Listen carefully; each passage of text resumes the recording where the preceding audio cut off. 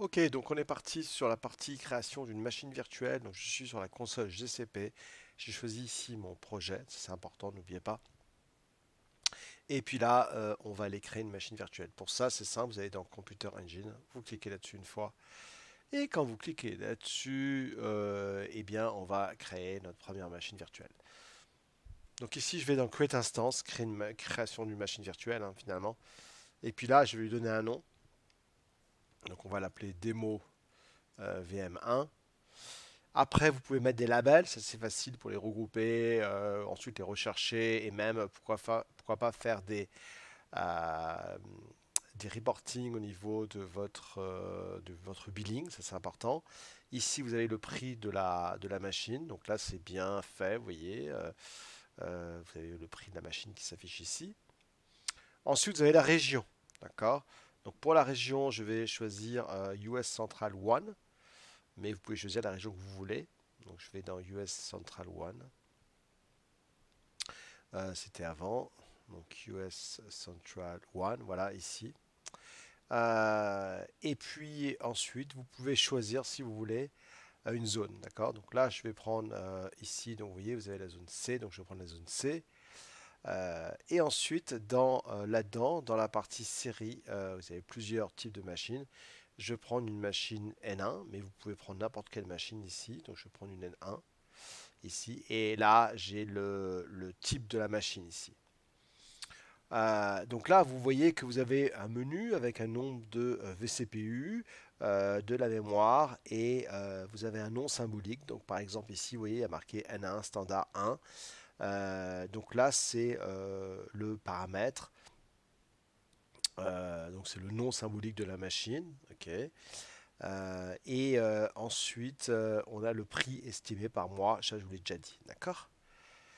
Alors, ensuite, qu'est-ce que vous avez? Ben, dans le détail, on a le prix, on vient de le voir ici, hein, donc on a le prix. Et ici, si je change évidemment, imaginons que je mets une standard, je sais pas, on va prendre une 4 par exemple, eh bien vous allez voir que le prix change ici, je passe de 25 euros à 98 euros. Ok, donc je remets ma standard 1, donc forcément le prix change. Ensuite, vous avez le boot disque. Ok. Alors, je descends vers le bas, ah non, c'était en haut, on va y arriver. Tac, tac, display. Donc là, j'ai la configuration de la machine et vous allez avoir vers le bas le boot disk. Voilà. Donc là, je peux le changer. Je peux faire change. Et c'est là où vous pouvez choisir votre operating system. D'accord. Donc je peux mettre Windows, je peux mettre Debian. Là, ce qu'on va faire, c'est qu'on va prendre un Debian. D'accord. Donc là, je vais choisir ici. Donc ici, j'ai bien mon Debian. Donc là, c'est par défaut ici. Et je vais choisir ici le Linux Disk Buster, donc qui me permet de monter le CPU de temps en temps si j'ai des demandes importantes. Ok, donc là j'ai bien ici le Debian GNU Linux, mais je peux choisir tout ce que je veux ici. Je vais laisser celui-ci, ça va très bien. Voilà, ensuite, donc je vais faire Select. Ensuite, je vais aller dans Management. Je vais aller vers le bas, ici. Donc j'ai tout ce qui est Disk, Security, Soul. Et là-dessus, j'ai mon networking, mes disques. Si j'ai le disque, la sécurité, le management. Ici, je vais pouvoir voir d'autres informations comme le Deletion Protection. Est-ce que quand je supprime ma machine, il va supprimer mes disques en même temps? L'automatisation, la BT Policy. Est-ce que vous voulez que ça tourne sur un serveur à vous, un serveur dédié? Nous, pour l'instant, on va aller dans Networking. Dans Networking, en fait, compte, j'ai la possibilité d'aller ici dans la partie Network. J'ai mon hostname et j'ai ici tout ce qui est default, hein, ici. Donc, je vais aller dans la partie Network Interface. Donc là, j'ai bien, voilà, Network Interface ici. Et là, j'ai la possibilité d'aller dans Éditer ici, vous voyez, là. Et là, ici, j'ai mon default, et là, j'ai ma primary internal IP. Et puis là, dans ma external IP ici, je vais mettre none. Okay. Donc là, j'en veux pas. Donc il n'y aura pas, il aura juste une adresse ici. Donc là, j'ai mon défaut network. Ici, le défaut network qui crée. Et ensuite, j'ai mon subnet qu'il a créé par défaut. Donc ça, c'est un subnet. Après, on peut le changer, évidemment, si on veut. Mais là, dans la internet, je le laisse. Mais évidemment, comme je viens de vous le dire, je mets non ici.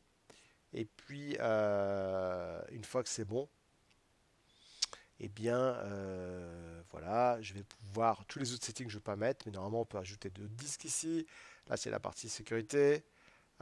Ici, c'est la partie management, description, tout ce qui est deletion protection ici. Ensuite, vous pouvez faire l'automation, mettre un script ici, gérer vos metadata.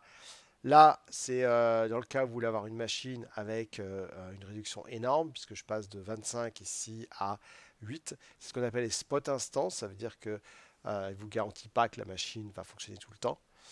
Priorité à la prod, mais en tout cas, vous pouvez, si vous avez plusieurs machines, vous avez un système de load balancing, c'est génial. Ok, donc je vais aller tout en bas et je vais faire un create. Ok, voilà. N'oubliez pas que si vous mettez une external IP, ça ne va pas dans tout ce qui est fritière, hein, donc vous serez facturé pour ça. Je vous propose après d'aller dans l'instance une fois qu'elle sera créée. Donc vous voyez qu'elle est en train de créer la machine ici, donc la démo VM, on aura toutes les informations ici qui vont s'afficher. Donc vous pouvez à n'importe quel moment faire un refresh si vous voulez voir où ça en est. Vous faites refresh, voilà, et là je vois bien ma machine ici. Avec internal, il n'y a pas d'external IP puisqu'on a dit qu'on ne le voulait pas. Et puis on peut se connecter ici en SSH ou en RDP. Là évidemment on n'a que la partie SSH. Mais je n'ai pas l'adresse IP, donc je ne peux pas le faire. Vous voyez, c'est complètement protégé. C'est intéressant du coup. Vous allez me dire comment vous connecter en général. On se connecte à travers un bastion host qu'on appelle en fait compte un terminal serveur. Voilà. Donc là ici, ensuite, j'ai donc j'ai d'autres informations ici sur ma machine. Et si je clique sur ma machine ici, Euh, je vais avoir plusieurs informations, d'accord? Donc je vais avoir ici toutes mes informations au niveau de ma machine. La CPU plateforme ici, on la voit, hein, d'accord? On ne peut pas changer du coup le type de la machine, le CPU de plateforme ou la zone. Vous voyez qu'on ne peut pas changer ici. Il y a des choses qu'on ne peut pas changer. Mais en tout cas, ici, si je vais dans Edit ici, il y a des choses qu'on peut changer, mais on ne peut pas changer la taille. On peut ajouter des tags au niveau network et il y a des propriétés qu'on peut changer effectivement. On peut ajouter des 10 par exemple. Voilà, un certain nombre de choses. Euh, donc ensuite, si on continue ici, donc on a toutes les possibilités ici, donc au niveau de la VM. Et je peux aller dans Edit si je veux. Et dans Edit, il y a des choses que je peux changer, mais pas tout, hein. Par exemple, ici, vous voyez la machine type ici. Je ne peux pas le changer, il me dit bien que faut que je l'arrête pour le changer ici. Vous voyez, ici, voilà. Sinon, ça demande un redémarrage de la machine. Et c'est plus une plateforme ici, je ne peux pas le changer. Hein, on a vu qu'on a dit qu'on ne peut pas le changer. Ensuite, j'ai tout ce qui est, si je descends vers le bas, tout ce qui est ability policy ici. Donc là, c'est intéressant. S'il y a un problème sur l'outil maintenance, qu'est-ce que je fais? Est-ce que je déplace ma machine à chaud, l'automatique restart? Voilà. Donc un ensemble de choses que je peux faire. D'accord? Donc, je vais juste aller en bas et faire un cancel. Et ensuite, on a tout ce qui est logging hein, au niveau de ma VM. Donc je vais revenir sur ma VM.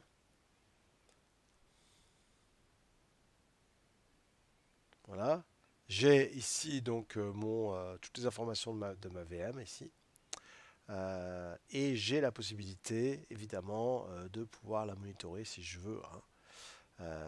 Voilà, donc j'ai pas mal d'options, de possibilités d'afficher. Euh,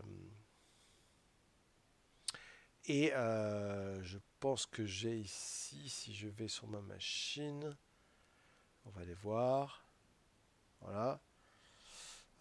Ici, j'ai mon cloud logging. Ok, cloud logging, c'est quoi?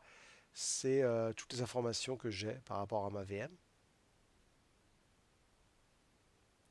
Donc ici, vous avez voilà, l'information ici de la machine.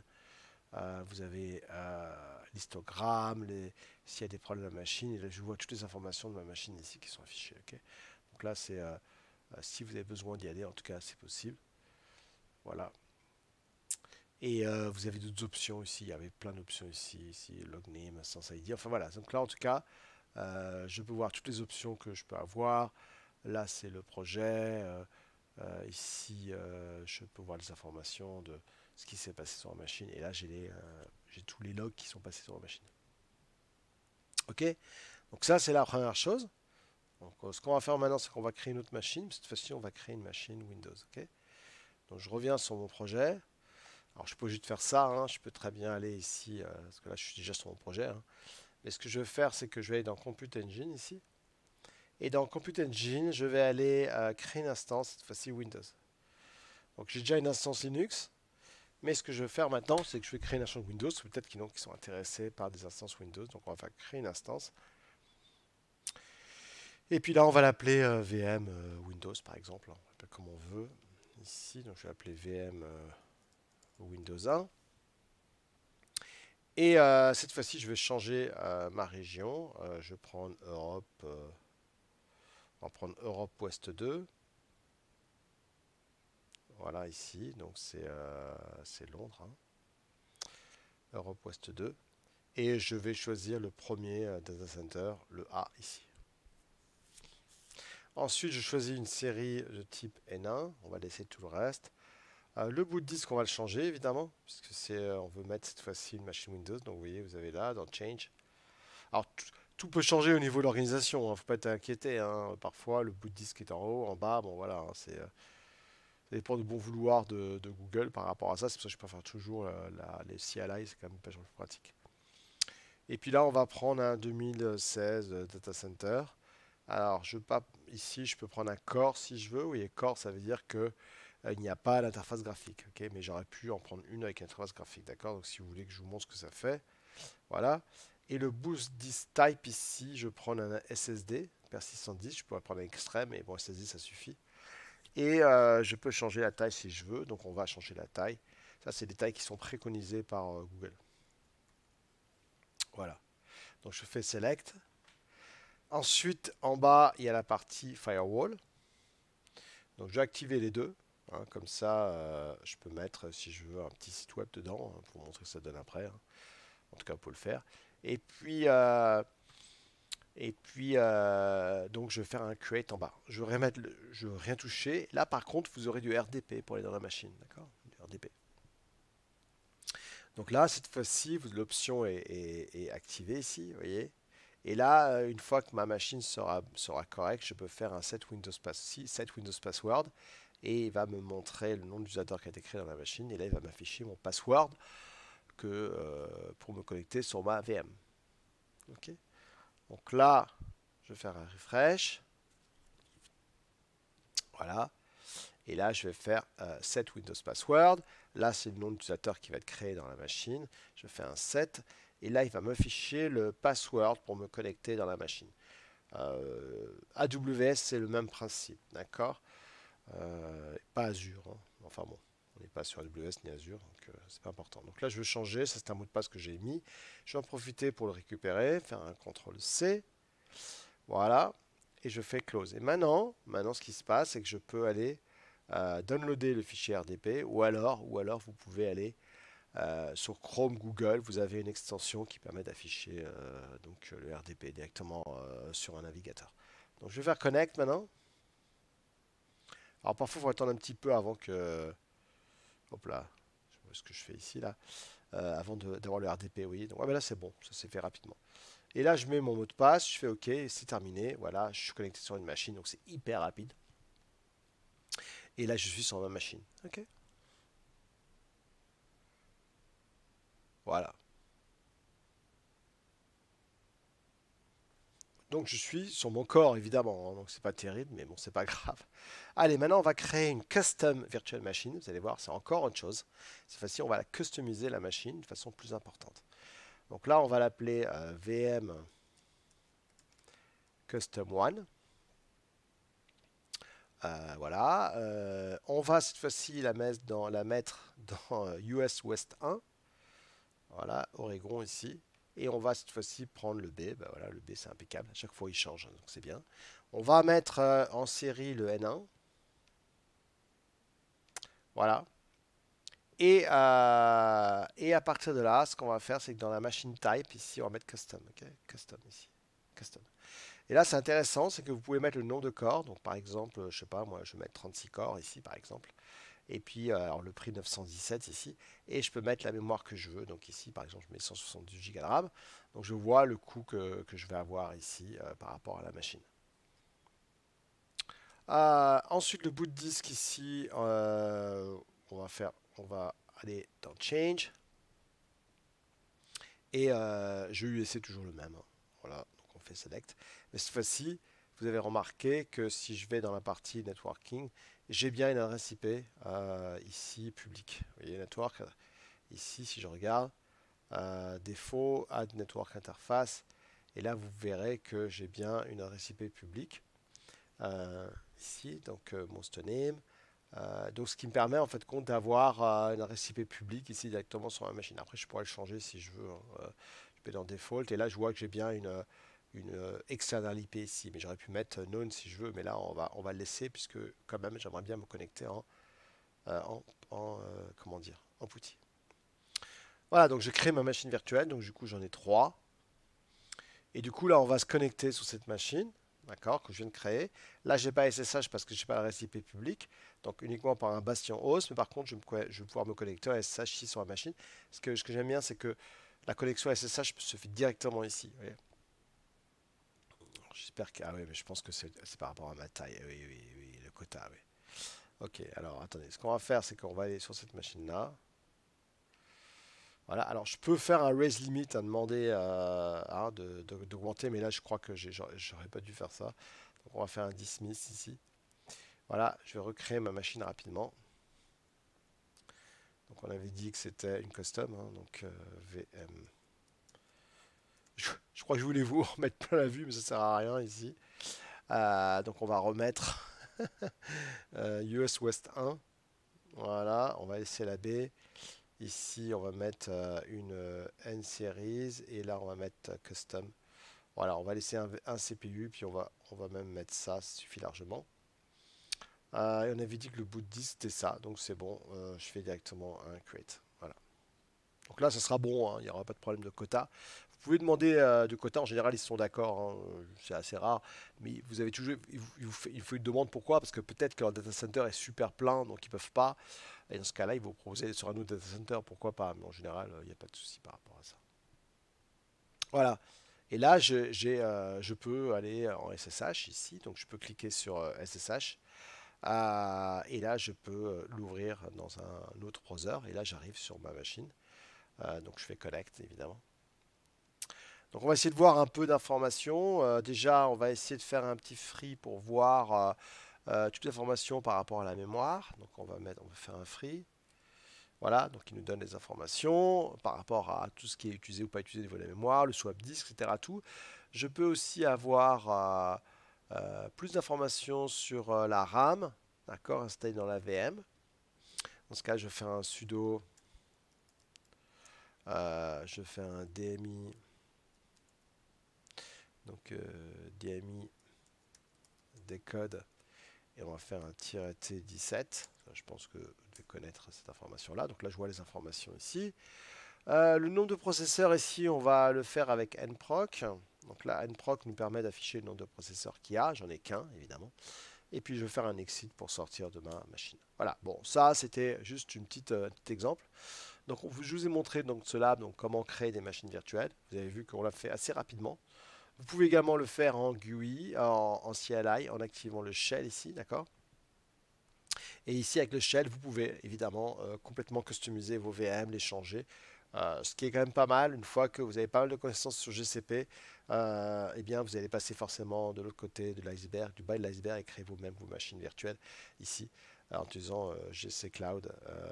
Voilà, et puis vous voyez que si je fais tabulation, je peux tout faire ici. Donc si je crée des machines virtuelles, ce que je veux, ça se fait ici. Mais bon, ça, c'est pas tout de suite.